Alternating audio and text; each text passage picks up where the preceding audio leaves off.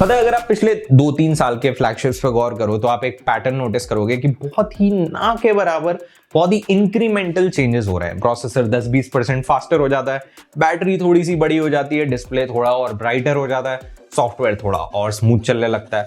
इस सब में इंपॉर्टेंट शब्द है थोड़ा, इसलिए आपने रिव्यूअर्स को कहते हुए सुना होगा कि मॉडर्न स्मार्टफोन पीक कर चुका है, एटलीस्ट हार्डवेयर के मामले में। मैंने भी कहा है अंटिल नाउ। ये है iQOO 13 और भाई ये जो स्पेक्स, परफॉर्मेंस और वैल्यू ऑफर करता है ना, Snapdragon 8 Gen Elite chip, 4500 nits peak brightness का डिस्प्ले, 6000 mAh की बैटरी, वो भी 120 वॉट की फास्ट चार्जिंग के साथ, 50 मेगापिक्सल के triple cameras, IP68 and 69 rating, और ये सब कुछ 55,000 रुपीज में। मैंने इसको 53,000 रुपीज का खरीदा है कार्ड ऑफर वगैरह लगाने के बाद, जो कि too good to be true वाली बात लगती है, क्योंकि ये फोन क्लियरली एक बेंचमार्क सेट कर रहा है सारे 2025 के फ्लैगशिप्स के लिए। और फनी बात तो ये है क्योंकि ये टेक्निकली 2024 का फोन है, तो फिर प्रॉब्लम क्या है, कहां पैसे बचा रहे हैं लोग? क्योंकि अभी ट्विटर पे बहुत ही अजीब और गरीब बातें चल रही हैं इस फोन के बारे में। काफी लोग फ्रेम और साइड ग्लास के बीच में गैप की कंप्लेंट्स कर रहे हैं, क्वालिटी कंट्रोल को लेके सवाल उठ रहे हैं, लोगों को इसकी आईपी रेटिंग को लेके डाउट है, इसकी गेमिंग परफॉर्मेंस कैसी है और इसका UI, Funtouch OS, hot apps, hot games वाला कोई सीन है क्या? मैं इस फोन को लगभग पिछले 1.5 महीने से यूज कर रहा हूं, इसमें मेन फोन, और इस वीडियो में इन सारी चीजों के बारे में बहुत डिटेल में बात करेंगे। इस वीडियो के बाद आपको कोई भी और वीडियो इस फोन के बारे में देखने की जरूरत नहीं पड़ेगी और आप बहुत अच्छे से डिसाइड कर पाओगे कि क्या आपको iQOO 13 के साथ जाना चाहिए या नहीं। तो कैसे हो गाइस, आयुष है फ्रॉम टेक प्राइड। पहले तो हैप्पी न्यू ईयर आप सभी को। आई होप आप लोग इस साल तोड़ रहे होगे। तो चलो फिर शुरुआत इन गैप से ही कर लेते हैं। देखो यार, बहुत सारे iQOO 13 के यूजर्स ट्विटर पे जाके रिपोर्ट कर रहे हैं कि जो फोन का फ्रंट ग्लास है और जो इसकी साइड फ्रेम है, इसके बीच में उन्हें गैप थोड़ा ज्यादा देखने मिल रहा है। लोग पेपर की शीट वगैरह डाल के प्रूफ भी दे रहे हैं। अब क्योंकि गैप है तो यार एक ऑब्वियस सा डाउट बन गया है इसकी क्वालिटी कंट्रोल को लेके, और बहुत सारे सवाल खड़े होते हैं कि क्या ये बहुत मेजर फ्लॉ है, कल को जाके ये बढ़ तो नहीं जाएगा, और इससे इसकी आईपी रेटिंग का क्या? अब देखो ये सारे जेन्युइन कंसर्न्स हैं, कोई सस्ता फोन तो है नहीं है। अब अगर आप मुझसे पूछो तो हाँ, मेरी यूनिट पे भी गैप्स हैं, साइड्स में उतने नहीं बट कॉर्नर्स पे थोड़े से ज्यादा, पर मेरे हिसाब से ये उतनी बड़ी डील नहीं है, क्योंकि ऐसे एबनॉर्मल गैप्स मैंने पहले भी देखे हैं दूसरे फोन्स में, और आईपी रेटिंग पे उससे कुछ खास फर्क नहीं पड़ता। क्योंकि देखो, गैप और नो गैप इस चीज से ये डिसाइड नहीं होता कि आपका फोन वाटरप्रूफ और डस्ट प्रूफ रहेगा कि नहीं, क्योंकि उस लॉजिक से तो फिर फोन के आपके स्पीकर ग्रिल्स में USB-C पोर्ट पे अगर पानी पड़ता तो फिर तो फोन को खराब हो जाना चाहिए था, फिर आईपी रेटिंग वगैरह का फायदा ही क्या? अंदर ग्लूड सील्स होती हैं फोन के, ताकि सेंसिटिव स्पॉट्स पे पानी वगैरह ना जाए। मैंने आपको अपने Moto H50 Fusion के रिव्यू में अनइवन गैप्स के बारे में बताया भी था, और वहां मुझे कोई ऐसी दिक्कत नहीं आई उसकी आईपी रेटिंग वगैरह के साथ। मैंने उसे भिगा दिया था। और सिर्फ मेरी बात पे मत, जब ब्रांड इस चीज का एक ऑफिशियल स्टेटमेंट निकाल चुका है कि आपको फिगर करने की कोई जरूरत नहीं है, ना ये बढ़ने वाला है, ना कोई आपको दिक्कत आएगी IP rating related, tension free होकर अपना फोन यूज करो। मैंने देखा यार, लोगों ने इसे पानी वानी में डुबा दिया, ठीक है उनके फोन, और होने भी चाहिए यार। ये IP68 और IP69 रेटिंग के साथ आता है। अब मैंने पर्सनली टेस्ट तो नहीं किया यार, और मैं रिकमेंड भी नहीं करूंगा कि आप करो, क्योंकि देखो ये आईपी रेटिंग्स जो होती है ना, इनका वारंटी से कोई लेना देना नहीं है। बस ब्रांड एक्स्ट्रा मेजर्स ले रहा है प्रिवेंट अब, ये धूल मिट्टी पानी वगैरह से खराब ना हो, और होना भी नहीं चाहिए। पर अगर इन केस होता है ना, तो कोई भी ब्रांड आपको इस चीज पे वारंटी नहीं देता, तो जेब में फोन रख के नदी वदी पार करने का मत सोचना। अब देखो, इस बात से ये तो क्लियर हो गया कि एक फोन के लिए रिलायबिलिटी कितनी जरूरी है, वैसे ही एक बिजनेस के लिए उनके टूल्स का रिलायबल और सिंपल होना उतना ही जरूरी है।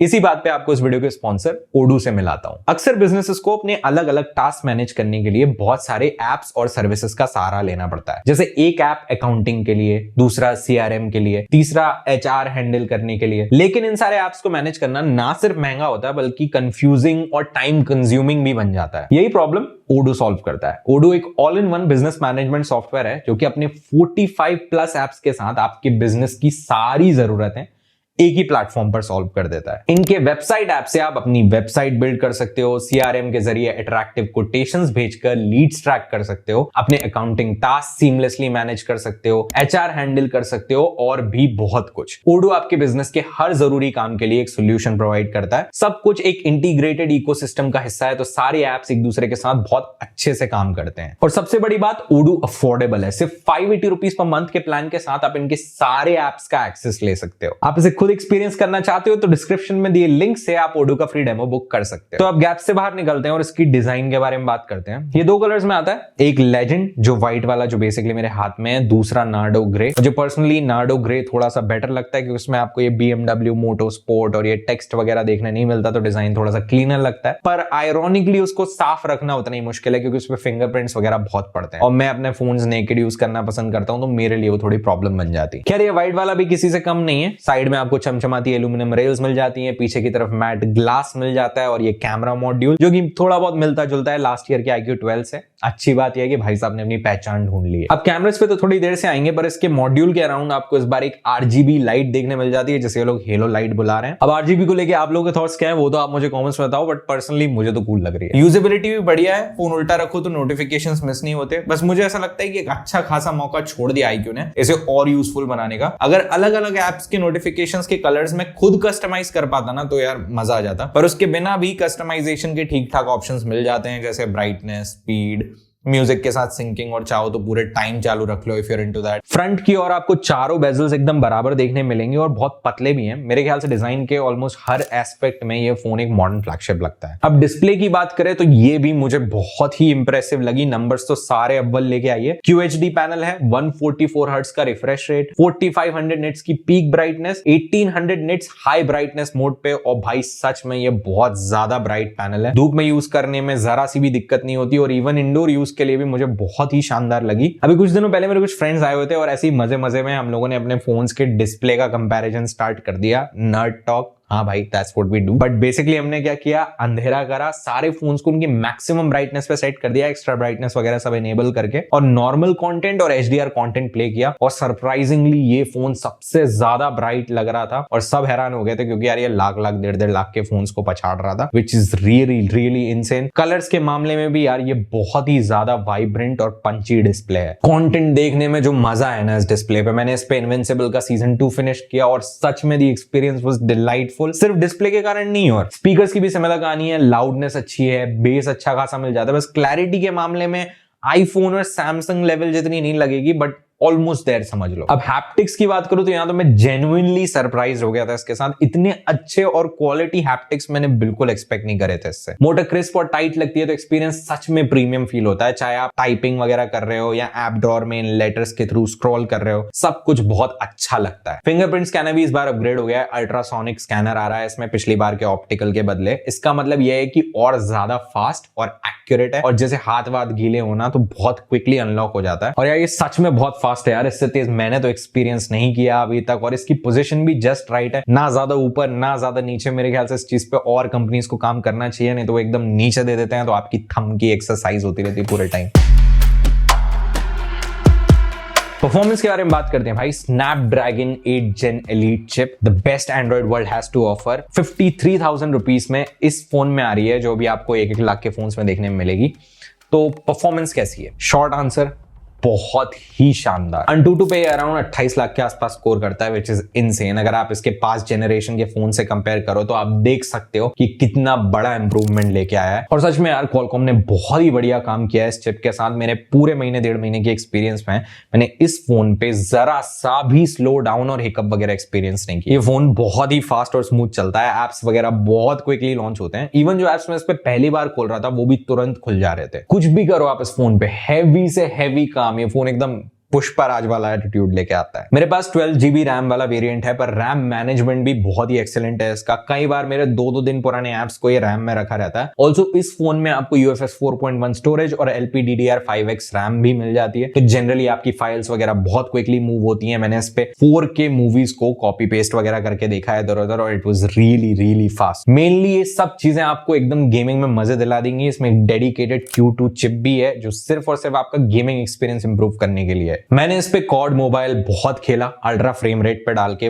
120 FPS पे गेम चलता है, और जो एक्सपीरियंस था ना भाई, वो मैं आपको ऑनेस्टली कैमरा पे दिखा भी नहीं सकता। गेम इतना ज्यादा स्मूथ लगता है ना कि सच में मजा आ जाता है। BGMI के केस में भी आप इसे स्मूथ ग्राफिक्स पे अल्ट्रा एक्सट्रीम फ्रेम रेट पे चला सकते हो और एक्सपीरियंस सच में लाजवाब रहता है। 110 FPS के ऊपर ही आते हैं फॉर द मोस्ट पार्ट, और मैंने जरा सा भी लैग और स्टटर एक्सपीरियंस नहीं किया। कॉल ऑफ ड्यूटी वॉरजोन भी खेला मैंने इस पे मैक्सिमम सेटिंग्स पे, और सच में यार गेमिंग एक्सपीरियंस इतना ज्यादा जबरदस्त था। और बाय द वे गेम थोड़ा बदनाम है अपनी पुअर ऑप्टिमाइजेशन को लेके, पर उसका जो एक्सपीरियंस था ना यहाँ पे वो सच में काबिल तारीफ है। थर्मल्स की बात करूं तो उस मामले में मैं बहुत इंप्रेस्ड हूं। जनरली जब गेम्स में रिसोर्सेज वगैरह डाउनलोड हो रहे होते हैं फोन तभी थोड़ा गर्म होना स्टार्ट हो जाते हैं, बट इन कंपैरिजन ये फोन ठंडा रहता है। इवन घंटे घंटे 2-2 घंटे की गेमिंग सेशंस में इस फोन पे मैंने कोई खास हीटिंग वगैरह नोटिस नहीं करी। Credit to that 8 Gen Elite chip. हाँ, बट वॉरजोन बीइंग वॉरजोन वहां जरूर थोड़ा हॉट टू टच हो जाता है अगर आप घंटे भर समथिंग खेल लो तो। पर उसके अलावा मेरा ये अभी तक का सबसे बेस्ट मोबाइल गेमिंग एक्सपीरियंस रहा है, mainly due to that chip. It really is a monster,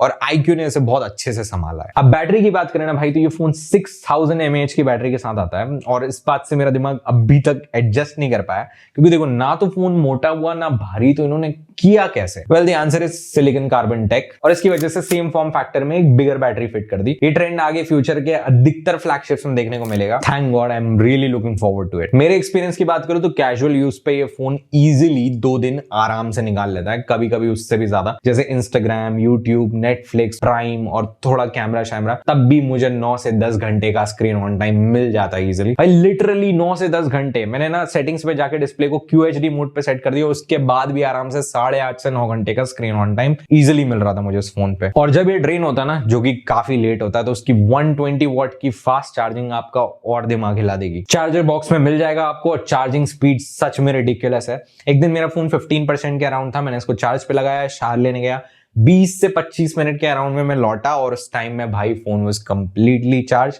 अगर आप 0 से चार्ज करोगे तो आई थिंक 30 से 35 मिनट के अराउंड ये लेता है और कंप्लीटली चार्ज हो जाता है। ये चार्जिंग एक्सपीरियंस लिटरली लाइफ आसान कर देता है। पहले तो देखो बैटरी लाइफ ही इतनी शानदार है, ऑन टॉप ऑफ इट फिर ये charging speed, unlimited battery life वाली फीलिंग आती है इस फोन के साथ। हाँ, एक चीज मिसिंग है इसमें, जिसमें आपको वायरलेस चार्जिंग नहीं मिलेगी, मगर with that kind of wired charging speeds आप बिल्कुल मिस नहीं करने वाले उसे। एक और छोटी सी डिटेल जो गेमिंग के वक्त सच में बहुत काम में आती है, बाईपास चार्जिंग। बेसिकली अगर आप गेम वगैरह खेल रहे हो और चार्जर लगाओगे तो बैटरी चार्ज होने की वजह फोन डायरेक्टली चार्जर से पावर लेने लगता है, बैटरी से नहीं, तो हीटिंग वगैरह कम होती है, तो आप अपने लॉन्ग गेमिंग सेशंस लपेट के खेल सकते हो। अब थोड़ा इसके सॉफ्टवेयर के बारे में बात करते हैं। ये फोन FunTouch OS 15 के साथ आता है, जो कि Android 15 पे बेस्ड है। और फनीली ना, सबसे पहले Android 15 iQOO और Vivo के फोन्स पे ही आया था, पिक्सल्स के भी पहले। कर लो एब्जॉर्ब आराम से। अब OS की बात करें तो शुरू करते हैं ब्लोटवेयर से। इस फोन में मुझे कुछ खास ब्लोटवेयर तो देखने नहीं मिला। हाँ, जो इनका ग्लोबल सर्च है उस पे कुछ उटपटांग सजेशंस दिखते हैं कभी कभी, पर आप उन्हें इजीली डिसेबल कर सकते हो। UI मोस्टली क्लीन लगती है, और फोन एनिमेशंस वगैरह के मामले में काफी स्मूथ चलता है। जैसे ऐप ओपनिंग, क्लोजिंग, विजेट्स वगैरह सब फ्लूइड लगते हैं। कस्टमाइजेशन के भी आपको भरपूर ऑप्शंस मिल जाएंगे। छोटी छोटी चीजें जैसे आइकॉन्स, फिंगरप्रिंट का आइकॉन और एनिमेशन, AOD और भी बहुत सी चीजें जो जनरली आपको मोस्ट UIs में देखने नहीं मिलती, यहाँ अवेलेबल है। AI की बात करें तो अधिकतर चीजें आपको यहां भी मिल जाएंगी, जैसे circle to search, photo editing के लिए एनहांसर, इरेजर वगैरह, और जनरेटिव AI वाली चीजें, ट्रांसक्रिप्शन, ट्रांसलेशन, रीराइटिंग। और तुम्हें पता है यार, और ये चीजें अच्छे से काम भी करती हैं, और कुछ ऐसा मेजर मिसिंग नहीं है इस UI में। मेरे महीने भर की टेस्टिंग के अराउंड सब कुछ बहुत स्टेबल और स्मूथ रहा है। मैंने कोई मेजर बग भी फेस नहीं किया। बस एक बग मैंने फेस किया था नोटिफिकेशन एरिया में, जो क्लियर ऑल और मैनेज नोटिफिकेशंस का बटन रहता है, वो क्रैम्प हो गया था एक बार, बट वो ऑटोमेटिकली अपने आप ठीक हो गया थोड़ी देर में। उसके अलावा मैंने कोई भी और मेजर बग नोटिस नहीं करा। अपडेट्स की बात करूं तो वो भी बहुत फ्रीक्वेंट रहे हैं। इनफैक्ट एक तो आज ही आया है जस्ट, तो इट्स रियली रियली नाइस। उसके अलावा अगर मैं पॉलिशनेस की बात करूं ना, तो वो आपको One UI या iOS लेवल की देखने नहीं मिलेगी यार। जैसे ये जो वियर्ड से इलस्ट्रेशंस दिखते हैं हर जगह, मुझे पर्सनली कुछ खास पसंद नहीं आए। आइकन्स भी मुझे थोड़े एवरेज लगे, और इनके डिफॉल्ट लॉन्चर में तो आप कस्टम आइकन्स लगा भी नहीं सकते। एनिमेशंस भी उस लेवल के नहीं है, और सच बोल रहा हूं तो मेरे अंदर का दीवाना बात कर रहा है। आप में से अधिकतर लोग तो ये सारी चीजें शायद नोटिस भी नहीं करोगे, और बहुत खुश रहोगे इस UI के साथ। और कुछ भी ऐसे फंडामेंटल एलिमेंट्स मिसिंग नहीं है। बस फॉर एनीथिंग एल्स आपको खुद से पूछना पड़ेगा कि आप कितना एक्स्ट्रा खर्च करने तैयार हो for those extra features, security, smoothness, जो कुछ दूसरे UIs दे रहे हैं। अपडेट्स की बात करें तो वहां भी ये फोन सॉर्टेड है। 4+5 का कॉम्बिनेशन है। बेसिकली 4 साल तक के मेजर OS अपडेट्स, 5 साल तक के सिक्योरिटी अपडेट्स। और लोग सिक्योरिटी अपडेट्स बहुत फ्रीक्वेंटली पुश कर रहे हैं, जो कि बहुत बड़ा पॉजिटिव है। अब कैमरास पे आते हैं। ये फोन आता है 50 मेगापिक्सल के क्लासिक ट्रिपल कैमरा सेटअप के साथ, एक मेन, एक अल्ट्रा वाइड और एक टेलीफोटो। और अगर मुझे इसकी कैमरा परफॉर्मेंस को बहुत ही सिंपल शब्दों में समझाना हो तो मैं बोलूंगा कि ये तीनों लेंसेज बहुत ही शानदार फोटोज लेते हैं, स्पेशली जिस प्राइस पे आता है। पूरे 1.5 महीने के दौरान मैंने बहुत सारे सैंपल्स लिए और सच बताऊं मैं जेन्युइनली इंप्रेस्ड हूं। कलर्स वाइब्रेंट और थोड़े से सैचुरेटेड साइड पे रहते हैं और मेरे हिसाब से ये लुक मोस्ट लोगों को अच्छा लगता है। शार्पनेस ऑन पॉइंट है और फोटोज में एक अच्छा कॉन्ट्रास्टी लुक आता है। नॉन पोर्ट्रेट फोटोज में भी इतनी प्यारी डेप्थ ऑफ फील्ड प्रोड्यूस करता है ना, क्योंकि एक्चुअल सेंसर साइज भी बड़ा है और क्योंकि IQ वीवो का ही ब्रांड है तो उनकी कलर साइंस यहाँ भी यूज होती है, तो उनकी इमेज प्रोसेसिंग आपको बहुत सिमिलर लगेगी दोनों की, और रिजल्ट्स भाई सच में अच्छे हैं। लो लाइट परफॉर्मेंस की बात करूं तो मैं यहाँ और भी ज्यादा इंप्रेस था। एक बार इस शॉट को देखो, एटलीस्ट मेरे ओपिनियन में आईफोन 16 प्रो से ये बेटर परफॉर्म कर रहा है और भाई ये फोन आधे से भी कम प्राइस का है उसके कंपैरिजन में। फोटोज का कैप्चर टाइम भी काफी क्विक है, प्रोसेसिंग जरा में हो जाती है mostly thanks to that chip again, और जल्दबाजी में फोटोज वगैरह लेते वक्त मुझे शॉट्स ब्लरी वगैरह नहीं लगे। पोर्ट्रेट मोड की परफॉर्मेंस भी अच्छी है, एज कटआउट्स क्लीन रहते हैं और ब्लर एकदम ग्रेजुअल और नेचुरल लगता है। हाँ, अगर मुझे निटपिक करना पड़े तो फ्रंट कैमरा से मैं थोड़ा बहुत डिसअपॉइंटेड हूं। कलर्स थोड़े से वॉश्ड आउट लगते हैं, स्पेशली अगर आप उन्हें बैक कैमरा की इमेजेस से कंपेयर करो। कॉन्ट्रास्ट थोड़ा मिसिंग लगता है। अब वीडियो परफॉर्मेंस की बात करूं तो यार ये भी मुझे बहुत अच्छी लगी और बहुत अच्छा लग रहा है देख के कि यार 2025 में एंड्रॉइड फ्लैगशिप्स की वीडियो परफॉर्मेंस इंप्रूव हो रही है। बहुत टाइम से एप्पल अपना वीडियो नाम का ताज पहन के बैठा हुआ है और ये उम्मीद की किरण जैसा लग रहा है मुझे। आप इस पे 8K 30 FPS तक शूट कर सकते हो फिर into that, but realistically 4K पे परफॉर्मेंस काफी सॉलिड है। लाइटिंग वगैरह जैसे शिफ्ट होती है तो एक्सपोजर बहुत स्मूथली एडजस्ट हो जाता है और स्टेबलाइजेशन भी बहुत अच्छी लगी मुझे इसकी। ओवरऑल इसका कैमरा सिस्टम काफी शानदार लगा मुझे, रिलायबल है और जेन्युइनली बहुत इंप्रेसिव है। अगर आप इसके प्राइस को अकाउंट में लेके चलो तो टू चल रहा था मेरे 16 प्रो के साथ, if not better in some areas. हाँ, वीडियो के मामले में अभी भी आईफोन को पकड़ने में थोड़ा टाइम लगेगा, बट कंपेरेबल होना भी इस बजट पे बड़ी बात है। तो 53,000 रुपीज में क्या तुम्हें IQ 13 के साथ जाना चाहिए? अब देखो, पूरी वीडियो देख ली और अगर अभी तक नहीं समझ आया या फिर you skip to this section, let me help you. देखो, मेरी पूरी 1.5 महीने की टेस्टिंग में इस फोन में कमियां निकालना मेरे लिए जेन्युइनली बहुत मुश्किल था। परफॉर्मेंस से लेके कैमरास तक हर एरिया में ये फोन तोड़ रहा है और जो हार्डवेयर की पीक्स है ना, जो पिछले कुछ सालों से ऐसा लग रहा था जैसे अटक सी गई हैं, ये फोन उन्हें सिग्निफिकेंटली पुश कर रहा है, वो भी इतनी एग्रेसिव प्राइसिंग पर। तो जो असली सवाल था उसका जवाब है, तुम्हें डेफिनेटली इसे कंसिडर करना चाहिए। मेरे हिसाब से ये अभी सबसे अट्रैक्टिव ऑफरिंग है इसके प्राइस पॉइंट के अराउंड, और एटलीस्ट मुझे तो ये पूरे साल सोचने में मजबूर कर देगा कि हर जो एक्स्ट्रा 1000 में एक फ्लैगशिप पे डालने का सोचूंगा इसके ऊपर, उसकी असल में वैल्यू क्या है। बाकी मैं पिछले एक हफ्ते से OnePlus 13 भी यूज कर रहा हूं, उसका रिव्यू भी जल्दी आने वाला है चैनल पे। बताना जरूर कमेंट्स में अगर तुम देखना चाहते हो इसका और OnePlus 13 का comparison. I will definitely be doing that, और सब्सक्राइब कर लो अगर अभी तक नहीं करा है, अगर वो वीडियो देखना चाहते हो तो that was my review of the IQ 13। Thanks for watching, मिलते हैं नेक्स्ट वीडियो में, टेक केयर।